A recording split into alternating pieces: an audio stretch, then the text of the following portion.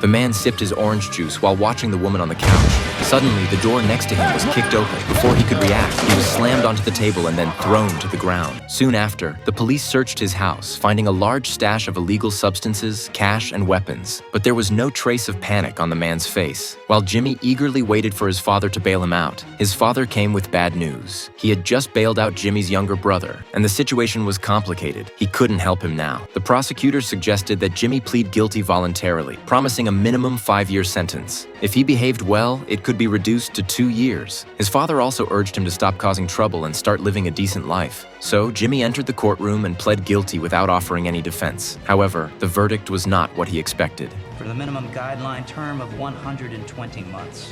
At that moment, Jimmy suddenly realized the truth. Both he and his father had fallen into the prosecutor's trap. 7 months passed quickly, and one day, the prison guards took Jimmy to the medical office where he found the prosecutor who had deceived him, along with a female agent. The female agent noticed that Jimmy had not only quickly adapted to prison life, but had also integrated with various gangs. He even started a side business selling magazines. More importantly, she realized Jimmy had a unique ability. He could say just a few words, and people would immediately open up to him, spilling their secrets without hesitation. His personal charm was irresistible. The female agent then revealed their real goal. They wanted Jimmy transferred to another prison, where he could get close to and extract secrets from a serial killer. The police suspected the criminal had murdered 14 women, but so far, only one body had been found. To secure a conviction, they needed more evidence, at least the whereabouts of one more body. They wanted Jimmy to get close to the suspect and get information, but the prison where the suspect was held housed mentally ill inmates, and for any normal person, it was practically hell. Jimmy immediately refused. The female agent then made an offer. If he completed the task,